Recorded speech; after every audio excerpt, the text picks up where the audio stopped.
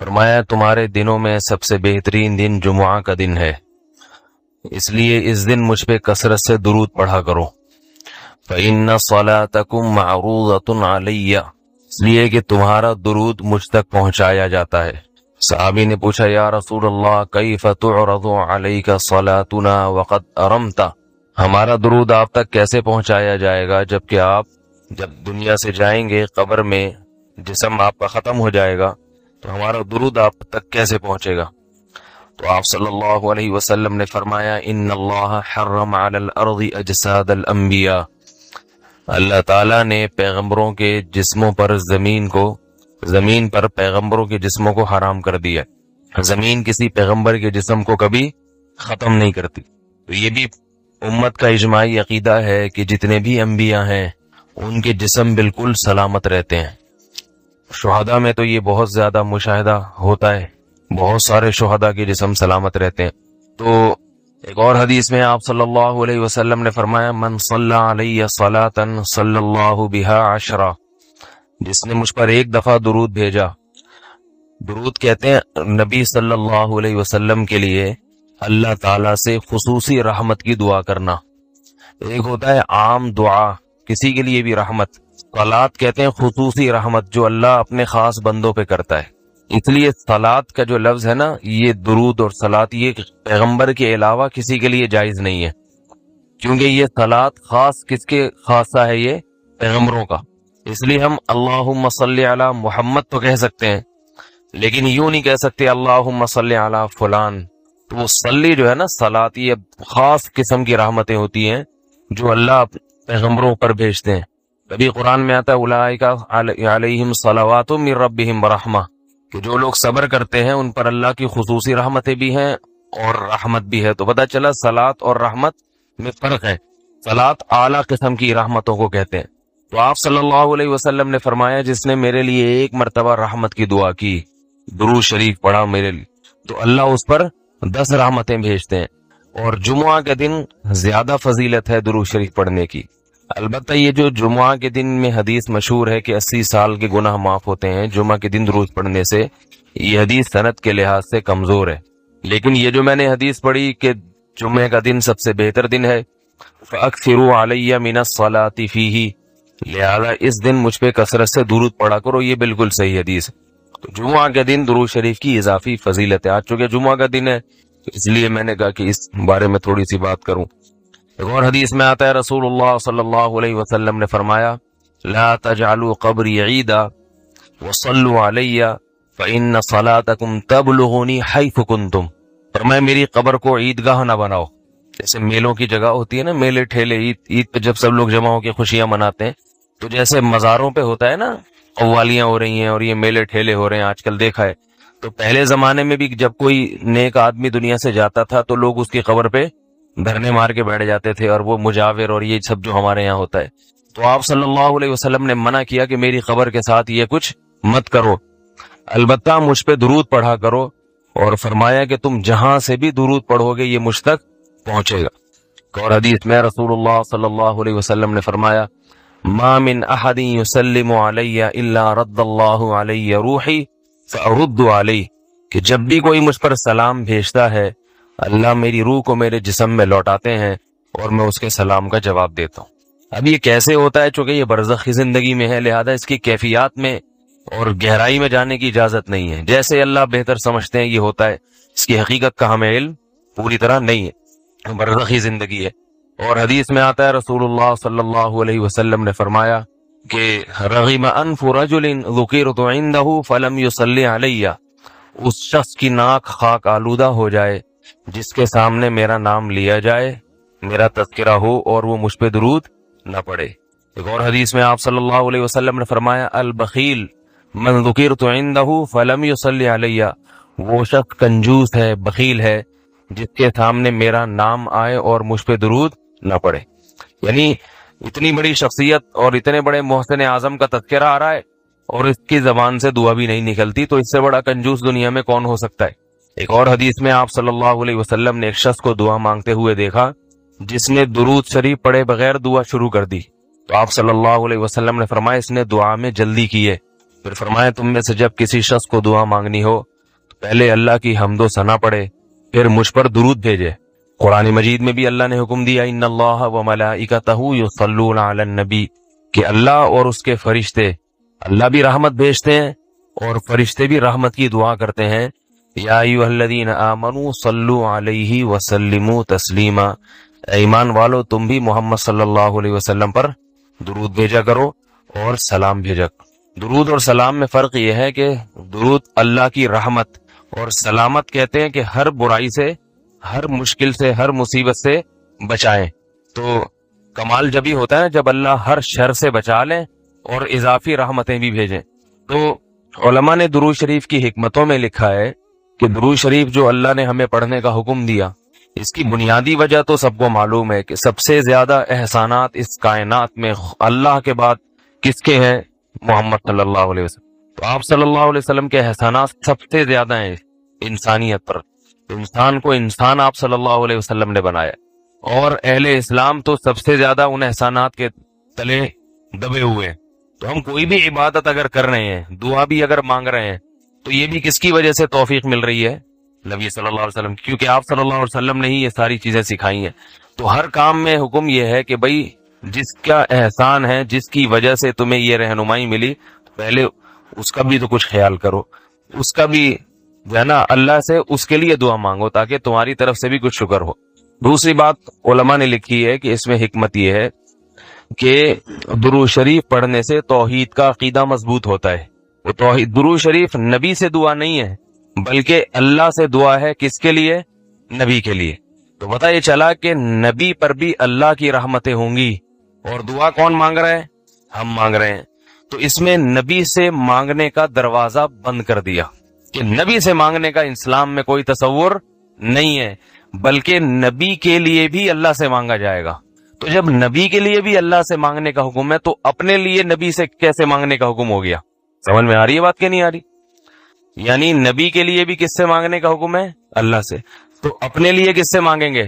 بطریق اولا، بطریق اولا ہم پھر اللہ سے مانگیں گے۔ تو اس سے عقیدہ توحید مضبوط ہوتا ہے۔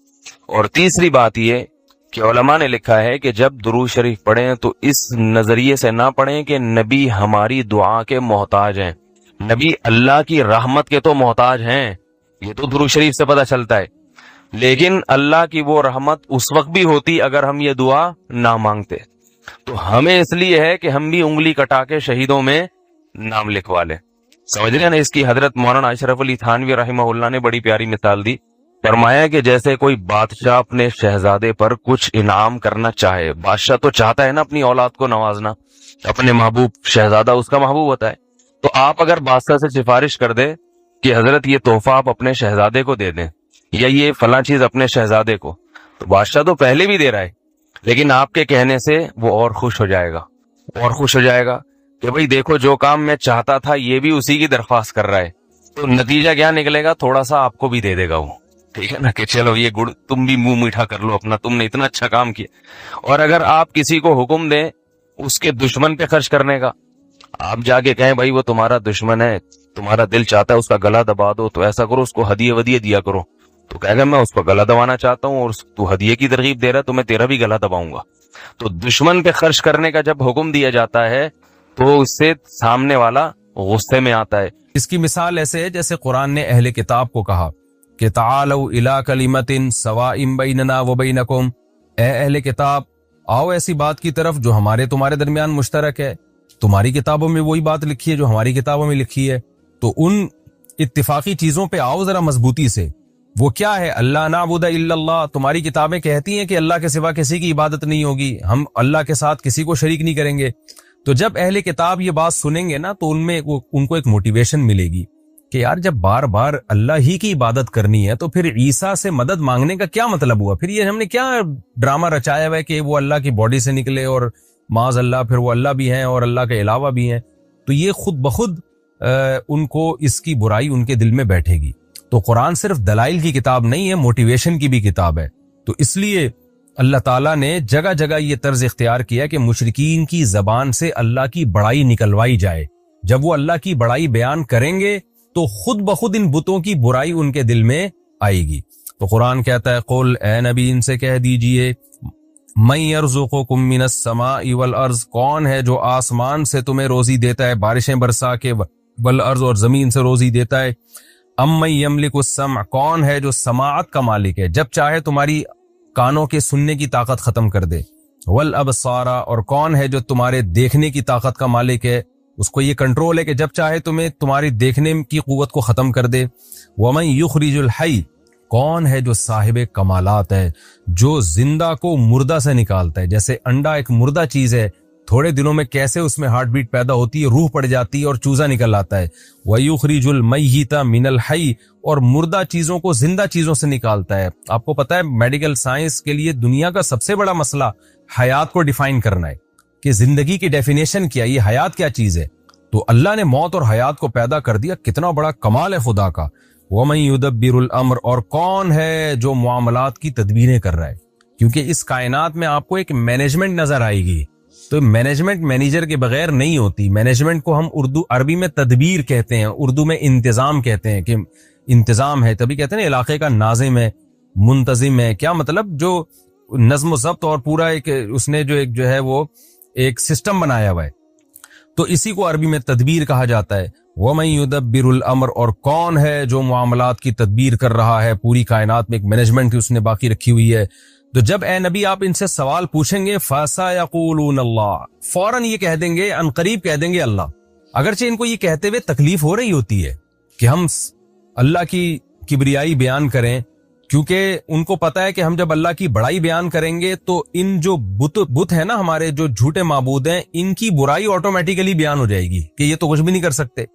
لیکن اس کے باوجود قرآن کہتا ہے فوراً یہ پکار اٹھیں گے کہ بھائی وہ تو اللہ، یعنی اس میں تو کوئی دو رائے ہو ہی نہیں سکتی، کیونکہ مشرکین میں اتنی عقل تھی، وہ یہ مانتے تھے کہ جن بتوں کو ہم نے اپنے ہاتھوں سے بنایا ہے، انہوں نے کہاں آسمان سے یہ کمبخت بارش برساتے ہیں، کہاں یہ پورے کائنات کو چلا رہے ہیں۔ یہ ان کے دل کی آواز تھی جو سوال پوچھنے پر فوراً ان کی زبان پہ آ جاتا تھا یہ جملہ۔ فقل، تو اے نبی فوراً آپ نے کیا کہنا ہے، افلا تتقون، تو پھر تم ڈرتے نہیں ہو خدا سے، بچتے نہیں ہو اس کی نافرمانی سے۔ تو جس نے یہ سارے کام کیے ہیں تو اصل تو وہ ہے جس کو پوجا جائے، جس کی عبادت کی جائے۔ فذالکم اللہ، کیا بلاغت ہے قرآن کی، پس ذالکم اللہ، یہ ہے اللہ، یعنی نبی سے کہا جا رہا ہے آپ ان سے کہیں کہ اللہ گویا ہاتھ کا اشارہ کر کے کہہ رہے کہ جو یہ سارے کام کرتا ہے نا، آسمان سے بارشیں برسا رہا ہے، زمین سے طرح طرح کی نباتات پیدا کر رہا ہے، اور ہر چیز کا مالک ہے، مردے کو زندہ سے، زندہ کو مردے سے نکال رہا ہے، اور پوری کائنات میں ایک مینجمنٹ کو برقرار رکھا ہوا ہے، جس کی یہ صفات ہے، ذالکم اللہ، یہی تو اللہ ہے۔ یعنی محمد صلی اللہ علیہ وسلم جس اللہ کی طرف تمہیں بلا رہے ہیں وہ کوئی اچھمبے کی چیز نہیں ہے، وہ کوئی ایسی مخلوق، ایسی ذات نہیں ہے جو کھوپڑی میں آئی نہیں کہ وہ ہے کیا، یہی تو ہے جو سارے کام کر رہا ہے، بس اسی کی طرف تو تمہیں دعوت دی جا رہی ہے۔ فذالکم اللہ ربکم، یہی اللہ ہے، تمہارا رب ہے، تمہارا پروردگار ہے۔ رب کا معنی پالنے والا ہے، الحق برحق ہے، اس کے علاوہ جتنے بھی تم نے خدا بنائے ہوئے سارے باطل ہیں۔ کیسی بلاغت ہے۔ میں جب سورہ یونس پڑھا کرتا تھا نا جب طالب علمی کے دور میں، مجھے یہ آیت میں بڑا ایک لطف آتا تھا، ایک بڑا ایک وجد آتا تھا کہ کیسے اللہ نے اپنی صفات بیان کر کے، کیسے اللہ نے کہا فذالکم اللہ، یہی تو اللہ ہے۔ اس کی مثال ایسے جیسے ہم کسی کو سمجھا رہے ہوں، کسی کی کا انٹروڈکشن کروا رہے ہوں کہ بھائی وہ تمہیں بلا رہا ہے اور تمہیں بڑی خدمت کرنا چاہتا ہے، تمہاری دعوت کرنا چاہتا ہے، آپ کہیں یار پتہ نہیں کس کی بات کر رہے ہو، پتہ نہیں کس کی بات کر رہے ہو، ایک دم وہ بندہ سامنے آ جا، آپ کہیں یہی تو ہے جس کی میں بات کر رہا ہوں، یہ کوئی، اس کو تو تم پہلے سے جانتے ہو، اسی کی تو بات کر رہا ہوں میں جس کو تم پہلے سے جانتے ہو، تم ڈر کیوں رہے ہو اس سے؟ یہی قرآن کا انداز ہے، کیونکہ آپ آج بھی ایتھیسٹ سے جب بات کرتے ہیں نا خدا کی، وہ بھی گھننا بن جاتا ہے۔ جو خدا کے منکر ہیں نا وہ بھی کہتے ہیں پتہ نہیں کون سے گاڈ کی بات کر رہے ہو یار، تم ہے بھی کہ نہیں ہے، کہاں ہے وہ، نظر کیوں نہیں آتا؟ تو اللہ اپنی صفات بیان کرتا ہے کہ یہ سارے کام آٹومیٹیکلی خود بخود نہیں ہو سکتے، تو جو یہ کام کر رہا ہے فذالکم اللہ، یہی اللہ بالکل تمہارے سامنے ہے، کوئی ایسی چیز نہیں ہے جو تمہاری عقل سے بالا تر ہو، اور اللہ ہے، اور ربکم، یہ پال رہا ہے تمہیں، صرف مالک نہیں ہے بلکہ تمہیں رزق بھی دے رہا ہے، تمہاری تربیت بھی کر رہا ہے۔ الحق، اور یہی برحق ہے، اس کے علاوہ جتنے جھوٹے خدا تم نے بنائے ہوئے وہ سارے باطل ہیں۔ فماذا بعد الحق الا الضلال، تو بتاؤ حق کے بعد اب گمراہی کے سوا کیا رہ گیا؟ یعنی اللہ کا انٹروڈکشن بھی آ گیا، تعارف بھی آ گیا اور اس سے اللہ کا وجود بھی ثابت ہو گیا اور اللہ کا ایک ہونا بھی ثابت ہو گیا کہ یہ سارے کام تو اکیلا اللہ کر رہا ہے، جن کو تم معبود بنا کے پوجتے ہو وہ تو کچھ بھی نہیں کر رہے، تو اللہ کا وجود بھی ثابت ہو گیا اور اللہ کا ایک ہونا بھی ثابت ہو گیا. تو اس حق کو اگر تم نہیں مانتے تو بتاؤ حق کے بعد گمراہی کے سوا کیا ہے؟ اس کا مطلب اس حق کو تم چھوڑو گے تو تم گمراہی کی طرف لے کے جا رہے ہو. یعنی یہ نہیں ہو سکتا کہ کوئی آدمی کہ میں تو نیوٹرل ہوں، میں نہ اللہ کو مانتا ہوں نہ میں نہیں مانتا، بس میں تو ویسی زندگی گزار رہا ہوں، میں مجھے کیوں گمراہ کہہ رہے ہو؟ نہ اللہ کہہ رہے ہیں جو حق کو نہیں مانتا تو وہ گمراہ ہے، جو حق کو نہیں مانتا تو اس کا مطلب وہ گمراہ ہے. فماذا بعد الحق، تو بتاؤ کیا چیز ہے حق کے بعد؟ الا الضلال، سوائے گمراہی کے. تو اب جو براڈ مائنڈڈ بننے والے لوگ ہیں نا، جو لبرل بنتے ہیں کہ جی ہم کسی ایک طرف نہیں جاتے، نہ ہم خدا کے وجود کو مانتے ہیں نہ انکار کرتے ہیں، اور ہم تو یعنی اعتدال والی رائے اختیار کرتے ہیں، تو اللہ کہتے ہیں نہ ایک چیز کا حق ہونا ثابت ہو جائے نا تو اس پہ ڈٹ جاؤ، چاہے لوگ تمہیں فنڈامنٹلسٹ کہیں، لوگ تمہیں دقیانوس کہیں، لوگ تمہیں بنیاد پرست کہیں، کچھ بھی کہیں، کیونکہ اگر اس حق کو تم نہیں مانتے تو پھر بیچ کا کوئی دوسرا راستہ نہیں ہے، حق کے علاوہ سب کچھ گمراہ ہے. تو اس کے علاوہ کوئی رائے رکھو گے تو وہ گمراہی والی رائے کہلائے گی، تم پھر معتدل نہیں کہلاؤ گے بلکہ تم گمراہ کہلاؤ گے. فماذا بعد الحق الا الضلال، تو بتاؤ حق کے بعد کیا رہ گیا ہے سوائے گمراہی کے؟ فانا تصرفون، تو تم کہاں پھرائے جا رہے ہو؟ تم اس حق کو چھوڑ کے کون ہے جو تمہیں کہیں اور لے کے جا رہا ہے؟ دیکھیں یہ بھی پیسو وائس کا جملہ استعمال کیا، یہ نہیں کہا کہ فانا تصرفون تم کہاں پھر رہے ہو، بلکہ تم کہاں پھرائے جا رہے ہو. کیا مطلب؟ کون سی طاقت ہے جو تمہیں حق سے ہٹا کر کہیں اور لے کے جا رہی ہے؟ اس میں بھی بلاغت ہے. بلاغت یہ ہے کہ انسان کا ضمیر، اس کی عقل تو کہتی ہے کہ حق یہی ہے، لیکن کوئی غیر مرئی طاقتیں ہیں جو انسان کو ہٹا رہی ہوتی ہیں وہاں سے. وہ شیطان بھی ہو سکتا ہے، وہ آپ کا کلچر بھی ہو سکتا ہے، وہ آپ کے ملکی قوانین بھی ہو سکتے ہیں، وہ آپ کا انوائرمنٹ، اور بہت ساری اور چیزیں ہیں جو انسان کو آپ کی خواہشات بھی ہو سکتی ہیں. وہ ساری چیزیں آپ کو ہٹا رہی ہوتی ہیں، کھینچ رہی ہوتی ہیں دوسری طرف. تو اللہ کہتے ہیں کہ آپ کو کہاں پھرایا جا رہا ہے، کہاں گھمایا جا رہا ہے، یعنی کوئی اور گھما رہا ہے آپ کو. سوچو کوئی اور گمراہ کر رہا ہے، گویا آپ تو گمراہ نہیں ہونا چاہتے لیکن ایسا لگتا ہے کوئی طاقت ہے جو آپ کو سیدھے راستے سے ہٹا رہی ہے. اس کے بارے میں غور کرو. كذلك حقت كلمة ربك على الذين فسقوا، اسی طرح جو فاسق لوگ ہیں، حدود کو کراس کرتے ہیں. حدود کا کیا مطلب؟ عقل کی بھی ایک حد ہے، ضمیر کی بھی ایک حد ہے، لیکن وہ تمام حدود کو کراس کر کے گمراہی کی طرف جو لوگ جاتے ہیں تو ان لوگوں پر اسی طرح رب کا کلمہ ثابت ہو جاتا ہے. وہ کلمہ کیا ہے کہ لا یؤمنون، یہ لوگ ایمان نہیں لے کر آئیں گے. یہ کلمہ ان پر ثابت ہو جاتا ہے، اللہ کا کلمہ، کہ یہ ہٹ دھرم لوگ سب کچھ مان کے بھی کہ اس کائنات کو چلانے والا اللہ، پیدا کرنے والا اللہ، اس کے بعد بھی وہ گمراہی کا راستہ اختیار کرتے ہیں. تو دیکھو اس طرح سے اللہ کی بات ان پر ثابت ہو جاتی ہے. لیکن کن پر؟ جو حدود کو کراس کرتے ہیں. قل هل من شرکائکم من یبدأ الخلق ثم یعید، اے نبی ان سے کہہ دیجئے، مزید سوال پوچھیں کہ تمہارے جو معبود ہیں ان میں کوئی ایسا ہے جو مخلوق کو پہلی مرتبہ جس نے پیدا کیا ہو، ثم یعیدہ، پھر اس کو دوبارہ بھی پیدا کرے میدان حشر میں. تو فرسٹ ٹائم بھی نہ کسی نے پیدا کیا اور دوبارہ پیدا کرنا تو سوال ہی پیدا نہیں ہوتا. قل اللہ، آپ ان سے کہہ دیجئے اللہ ہی ہے، یبدأ الخلق، جو مخلوق کو پہلی دفعہ پیدا کرتا ہے، ثم یعیدہ، پھر دوبارہ بھی پیدا کرے گا. اچھا یہاں آپ ایک بلاغت کا نقطہ دیکھیں. جب پہلے سوالات کیے گئے تھے کہ جو کون ہے جو آسمان سے روزی برساتا ہے، کون ہے جو زندہ کو مردہ سے نکالتا ہے، تو قرآن نے کہا فوراً یہ کہیں گے فَسَيَقُولُونَ اللَّهُ، اللہ یہ کام کرتا ہے. لیکن یہاں پر کیا ہے؟ جب ان سے سوال پوچھا گیا کون ہے جس نے مخلوق کو پہلی دفعہ پیدا کیا اور دوبارہ بھی پیدا کرے گا، اب یہاں قرآن نے یہ نہیں کہا کہ فَسَيَقُولُونَ اللَّهُ، یہ فوراً کہیں گے اللہ. وجہ اس کی یہ تھی کہ دوبارہ پیدا کرنے کے یہ قائل نہیں تھے بہت سارے مشرکین. وہ کہتے تھے پہلی دفعہ تو اللہ نے پیدا کیا، دوبارہ نہیں کرے گا.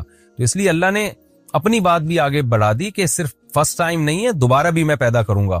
تو اس لیے اللہ نے کہا کہ اے نبی آپ خود ان کو بتا دیں. اب یہاں یہ جواب نہیں دیں گے، اب آپ ان کو بتا دیں کہ جیسے فرسٹ ٹائم خدا نے پیدا کیا ہے، دوبارہ بھی اللہ ہی پیدا کرے گا. یہ جو تمہارے بت ہیں پتھر کے بنے ہوئے اور جو جھوٹے خدا ہیں، نہ انہوں نے مخلوق کو پہلی دفعہ پیدا کیا اور نہ یہ دوبارہ پیدا کرنے پر قدرت رکھتے ہیں. قل هل من شرکائکم من یبدأ الخلق، کہہ دیجئے تمہارے معبودوں میں کون ہے جو فرسٹ ٹائم مخلوق کو پیدا کرتا ہے، ثم یعیدہ، پھر دوبارہ پیدا کرے گا. قل اللہ یبدأ الخلق، پھر آپ خود بتا دیں، یہ تو چپ چاپ بیٹھے رہیں گے. آپ ان کو بتا دیں اللہ ہے یبدأ الخلق، جو مخلوق کو پہلی دفعہ پیدا کرتا ہے، ثم یعیدہ، پھر اس کو دوبارہ بھی لوٹائے گا, دوبارہ بھی پیدا کرے گا. فَأَنَّا تُؤْفَكُونَ, تو تم کہاں پھرائے جا رہے ہو؟ دوسری دفعہ چلو پیدا کرنے کے قائل نہیں, لیکن فرسٹ ٹائم تو مانتے ہو نا اللہ نے پیدا کیا, تو اس اللہ کو چھوڑ کر کن جھوٹے خداؤں کے پیچھے لگے ہوئے ہو؟ قُلْ هَلْ مِن شُرَكَائِكُم مَن يَهْدِي إِلَى الْحَقِّ, یہ بھی بڑی دلچسپ آیت ہے. آپ بتا دیجئے تمہارے معبودوں میں کون ہے ایسا ہے مَن يَهْدِي إِلَى الْحَقِّ, جو حق کی طرف رہنمائی کرتا ہے. جتنے جھوٹے خدا دنیا میں ہیں, کوئی گائیڈنس ہے؟ وہ ہمیں بتا سکتے ہیں کہ صحیح کیا ہے غلط کیا ہے؟ اور جو اللہ ہے وہ تو ہمیں حق بتا رہا ہے. وہ بتا رہا ہے زنا بری چیز ہے, نکاح بری چیز نہیں ہے, سود بری چیز ہے, تجارت بری چیز نہیں ہے, شراب بری چیز ہے, اور حلال اور پاکیزہ اموال بری چیز نہیں ہے. وہ تو ہمیں جگہ جگہ گائیڈ کر رہا ہے. رشتہ داری توڑنا بری چیز ہے, جوڑنا اچھی چیز ہے. وہ ہمیں نماز بھی بتا رہا ہے کہ ایسے رب کی عبادت کرنی ہے, حج ایسے کرنا ہے, قربانی ایسے کرنی ہے. گائیڈنس آپ کو اسلام میں جگہ جگہ گائیڈنس ملے گی اور بہترین ہدایت ملے گی. تو قرآن کہہ رہا ہے کہ ان سے کہیں کہ ایک تو خدا ہے جو تورات میں, انجیل میں, قرآن میں گائیڈ کر رہا ہے, جس نے ابراہیم علیہ السلام کے ذریعے گائیڈ کیا لوگوں کو, بتایا صحیح کیا ہے غلط کیا ہے. اور ایک تمہارے جھوٹے معبود ہیں جو کمبخت ہزاروں سال سے چپ بیٹھے ہوئے ہیں, پھوٹتے نہیں ہیں منہ سے کچھ بھی, اور اگر کوئی ان میں زندہ معبود ہو وہ گائیڈ بھی غلط کر رہا ہوتا ہے. تو اب بتاؤ کس سے محبت کی جائے گی, کس کی عبادت کی جائے گی؟ قُلْ هَلْ مِن شُرَكَائِكُم, آپ ان سے کہہ دیجئے کیا ہیں تمہارے معبودوں میں سے من, کوئی ایسا معبود ہے یہدی الی الحق, جو سیدھے راستے کی رہنمائی کرتا ہو. یہ یہاں بھی چپ بیٹھیں گے, کیونکہ یہاں بھی یہ فوراً اگر یہ کہہ دیتے نا, یہاں چونکہ ان کو توہین محسوس ہو رہی ہے, اگر کہہ دیں گے نہیں ہمارے معبود تو سیدھے راستہ دکھا ہی نہیں سکتے, تو ابے بھائی جب تمہارے معبود تمہیں گائیڈ ہی نہیں کر سکتے تو وہ تمہارے رہنما کیسے بن گئے, تمہارے لیڈر کیسے بن گئے, اور ان کو تم فالو کیسے کرو گے؟ فالو لیڈر کو کیا جاتا ہے نا, تو لیڈر ہونے کی صلاحیت ہوگی تو فالو کیا جائے گا. تو اس لیے اللہ کو فالو کرو, کیونکہ فالو اس کو کیا جاتا ہے جو سیدھا راستہ دکھا رہا ہو. جو بیچارہ خود گائیڈنس کا محتاج ہو وہ لیڈر کیسے بن سکتا ہے, اس کو فالو کیسے کیا جائے گا؟ قُلِ اللَّهُ يَهْدِي لِلْحَقِّ, آپ ان کو کہہ دیجئے اللہ ہے جو سیدھے راستے کی طرف رہنمائی کرتا ہے. اب قرآن یہ مقدمہ قائم کر کے, یہ دلیل قائم کر کے ایک اور بات پر استدلال کر رہا ہے کہ جو سیدھے راستے کی رہنمائی کرتا ہے بھلا وہ اس بات کا زیادہ حقدار ہے کہ اس کی اتباع کی جائے, یا جو بیچارہ خود جس کے پاس سیدھا راستہ نہ ہو جب تک کہ اس کو کوئی راستہ نہ بتائے. تو جو لیڈر ہی گائیڈنس کا محتاج ہے تو عوام اس کو کیسے فالو کرے گی؟ تو فالو اس کو کیا جاتا ہے جس کو سیدھے راستے کا پتہ ہو اور بتا رہا ہو. تو یہ صفت اللہ کے علاوہ کسی میں نہیں پائی جاتی. اور آج کے حالات میں تو آپ دیکھ لینا, جن قوموں کو ہم فالو کر رہے ہیں وہ خود ہدایت کی محتاج ہیں. کیسے کیسے قوانین وہ اپنے ملکوں میں پاس کر رہے ہیں, شراب کو انہوں نے لیگل کیا ہوا ہے, زنا کو لیگل کیا ہوا ہے, یہ تو خود ہدایت کی محتاج ہیں, اور آج ہم نے ان کو لیڈر بنایا ہوا ہے. تو یہ آیت ان لوگوں کے لیے بھی ہے جو اسلام کو چھوڑ کر, خدا کو چھوڑ کر کسی اور قوم کو اپنا لیڈر سمجھتے ہیں اور اس کو فالو کرتے ہیں اور اس کی اتباع میں عزت محسوس کرتے ہیں. قرآن کہتا ہے آفمن یہدی الی الحق, بھلا وہ ذات جو حق کی طرف رہنمائی کرے, احق, وہ زیادہ حقدار ہے, ان یتبع, کہ اس کی اتباع کی جائے, امن, یا وہ زیادہ حقدار ہے, لا یہدی, جو خود سیدھے راستے پر نہ ہو, الا ان یہدا, الا یہ کہ اس کو ہدایت دی جائے. یعنی جب تک کہ اس کو ہدایت دی نہ جائے, وہ خود سیدھا راستہ متعین نہ کر سکتا ہو, تو اس کو کہاں سے فالو کیا جائے گا؟ فالو اس کو کیا جائے گا جو تمہیں سیدھا راستہ بتاتا ہے, اور وہ اللہ کے سوا کوئی بھی نہیں ہے. فما لکم, تو تمہیں کیا ہو گیا, کیف تحکمون, تم کیسے فیصلے کر رہے ہو کہ خدا کو چھوڑ کر, یعنی خدا کے علاوہ کسی کو بھی آپ لیڈر بنائیں گے نا, تو یہ آیت سب پہ صادق آ رہی ہے. تو اس لیے قرآن کا یہ دعویٰ ہے کہ فالو صرف اللہ کو کیا جائے گا. خوب سمجھ لیں, محمد صلی اللہ علیہ وسلم کو جو فالو کیا جاتا ہے نا, آپ کی ذات کی وجہ سے نہیں, بلکہ اس لیے کہ آپ اللہ کا قانون لوگوں کو بتا رہے ہیں, ورنہ نبی صلی اللہ علیہ وسلم کی شخصیت بھی مقصود نہیں ہے. یہ بھی قرآن میں جگہ جگہ مضمون پہلے آ چکا ہے, کیونکہ آپ نے بار بار یہ بات کہی ہے قرآن میں کہ اے نبی آپ ان کو بتا دیجئے کہ میں بھی اس قانون کا پابند ہوں جو مجھ پر لازم ہو رہا ہے, مجھ پر نازل ہو رہا ہے. اگر میں اس کو فالو نہیں کروں گا تو مجھے بھی اللہ کے عذاب کا ڈر ہے.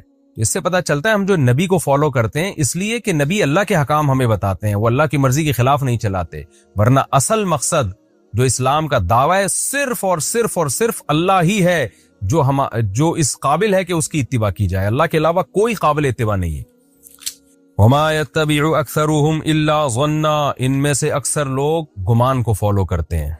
دلیل کو فالو نہیں کرتے. گمان کیا ہے کہ کسی بابے نے بزرگ نے کہہ دیا کہ یہ معبود ہے اس کو فالو کرو, کسی نے کوئی قانون سازی کر کے دے دی, کوئی اس کو فالو کر رہا ہے.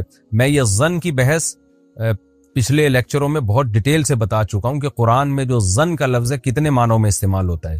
تو یہاں جب ظن ہے نا, اس سے وہ ظن مراد ہے جس ظن کے پیچھے کوئی دلیل نہ ہو.